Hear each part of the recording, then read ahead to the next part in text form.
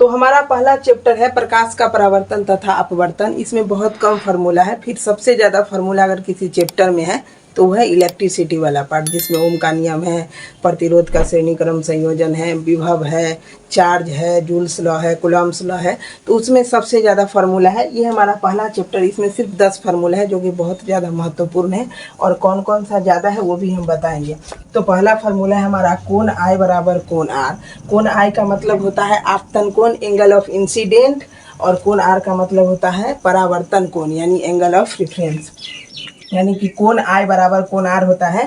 यहाँ प्रकाश के परावर्तन के नियम में भरे होंगे। तो पहला फार्मूला है कोण I बराबर कोण R।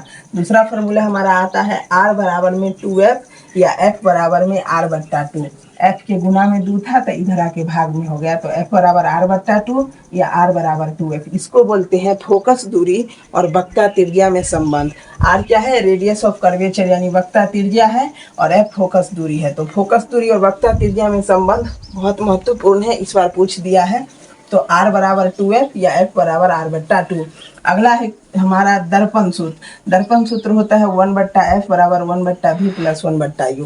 F क्या है? फोकस दूरी है, B क्या है? वस्तु का दूरी है, और U क्या है? ऑब्जेक्ट का दूरी है। मतलब क्या? ये प्रतिबिंब का दूरी है और ये बिंब का दूरी है। ये प्रतिबिंब का दूरी है, ये बिंब का दूरी है। तो दर्पण सूत्र होता है 1 बट्टा F बराबर 1 बट्टा V प्लस 1 बट्टा U। इसका हम प्रूफ भी किए हैं, जो कि बहुत ज़्यादा महत्वपूर्ण है। आई बटन में लिंक है, देख लीजिएगा। अगला है आवर्धन क्या होता है? मैग्नीफाइंग होता है। आवर्धन क्या होता है? तो आवर्धन का 2 फार्मूला होता है। अगर ऊंचाई यानी हाइट के रूप में पूछेगा तो आवर्धन बराबर होता है हाइट ऑफ इमेज। इमेज मतलब कि प्रतिबिंब जो बना है हमारा, उसका ऊंचाई, बट्टा जो हम बिंब लिए थे उसका ऊंचाई के अनुपात को आवर्धन कहते हैं। और दूसरा होता है V बट्टा U, यानी कि वस्तु दूरी, मतलब कि प्रतिबिंब दूरी और वस्तु दूरी के अनुपात को आवर्धन कहते हैं। हाइट में पूछेगा तो प्रतिबिंब का मतलब प्रतिबिंब की ऊंचाई या बट्टा बिंब की ऊंचाई, और दूरी में पूछेगा तो प्रतिबिंब का दूरी बट्टा बिंब का दूरी के अनुपात को आवर्धन कहते हैं। अगला है अपवर्तनांक क्या होता है? किसी माध्यम का जो अपवर्तनांक होता है वो निर्वात में प्रकाश की चाल, यानी निर्वात में प्रकाश की चाल यानी C0, अब बट्टा किसी माध्यम में प्रकाश की चाल। C क्या है? प्रकाश की चाल है। M का मतलब मीडियम, किसी माध्यम में प्रकाश की चाल। और नॉट का मतलब होता है निर्वात, यहाँ जहाँ पर वायु है तो निर्वात में प्रकाश की चाल, बट्टा किसी माध्यम में प्रकाश की चाल के अनुपात को क्या कहते हैं? अपवर्तनांक कहते हैं। किसी माध्यम का अपवर्तनांक निर्वात में प्रकाश की चाल, बट्टा किसी माध्यम में प्रकाश की चाल के अनुपात को अपवर्तनांक कहते हैं। ये याद रख लीजिए, बहुत ज़्यादा महत्वपूर्ण है। अगला है स्नेल का नियम। जब आप प्रकाश के अपवर्तन पढ़े होंगे तो वहाँ पर आता है स्नेल का नियम कि किसी जो एक कांस्टेंट होता है वो साइन I बट्टा साइन R होता है। यहाँ पे I और क्या है? I है अपवर्तन कोण मतलब आपतन कोण, और R है अपवर्तन कोण, क्योंकि ये अपवर्तन के घटना में आता है।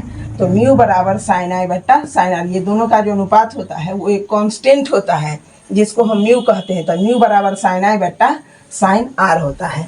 अगला है लेंस सूत्र। दर्पण सूत्र में क्या होता था? 1/F बराबर 1/V प्लस 1/U। तो यहाँ पे माइनस में आ जाएगा, 1/F बराबर 1/V माइनस का 1 बट्टा U। V क्या है? प्रतिबिंब दूरी, U क्या है? वस्तु दूरी, और F क्या है? फोकस दूरी। अगला है लेंस की क्षमता, पावर ऑफ लेंस। तो लेंस की क्षमता को पावर ऑफ लेंस यानी P होता है, P बराबर 1 बट्टा F होता है।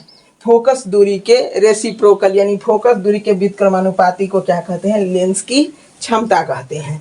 अगर इसका संयोजन पूछ दिया, अगर P के टर्म में पूछा तो P बराबर हो जाएगा P1 plus P2 plus P3 plus P4 dot dot dot, जहाँ तक ले जाना है ले जाइए। इसी को हम क्या किए हैं? P के जगह वैल्यू रख दिए हैं, P बराबर 1 बट्टा F। तो F के टर्म में क्या हो जाएगा? 1 बट्टा F बराबर P1 है तो 1 बट्टा F1, P2 है तो 1 बट्टा F2, P3 है तो 1 बट्टा F3। ये फोकस के टर्म में हो गया। अगला है आवर्धन क्षमता का संयोजन जो होता है, ये जान लीजिए। जैसे यहाँ संयोजन किसका था? लेंस की क्षमता का संयोजन था, तो P1 plus P2 plus P3 dot dot dot करके अंत तक गया। और आवर्धन क्षमता के क्या होता है? इसमें गुना होता है, M बराबर M1 into M2 into M3 dot dot dot dot dot dot N तक जाएगा। मतलब जितना रहेगा उतना में आवर्धन में गुना होता है और लेंस की क्षमता में जुटता है। अब ये जो लास्ट वाला है ये बहुत ज़्यादा महत्वपूर्ण है। फोकस के टर्म में आवर्धन क्या होता है? फोकस के टर्म में आवर्धन क्या होगा? लेंस के लिए अगर पूछा यहाँ तो आवर्धन देख लिए थे, m बराबर मतलब वस्तु का दूरी, मतलब प्रतिबिंब का दूरी, या बट्टा वस्तु का दूरी हो गया था। हाइट के रूप में पूछा था प्रतिबिंब का हाइट और बिंब का हाइट के अनुपात को। अब अगर लेंस के लिए फोकस के टर्म में पूछा तो m बराबर होता है f बट्टा में f प्लस u, यानी फोकस में वस्तु दूरी को जोड़ दीजिए। और दर्पण के लिए पूछा तो सब कुछ हो वस्तु दूरी को माइनस कर दीजिए, तो m बराबर में f बट्टा f माइनस u। दर्पण सूत्र में क्या होता है, सब कुछ जुड़ता है। देखिए दर्पण सूत्र में सब जुड़ल है, लेकिन आवर्धन का जो संयोजन है वो माइनस है। और लेंस में देखिए लेंस सूत्र में माइनस में है, तो लेंस सूत्र का जो आवर्धन संयोजन है वो प्लस में है। इतना ही याद रखिएगा। अब चलिए अगला चैप्टर देखते हैं, इलेक्ट्रिसिटी, जिसमें बहुत ज़्यादा फॉर्मूला है।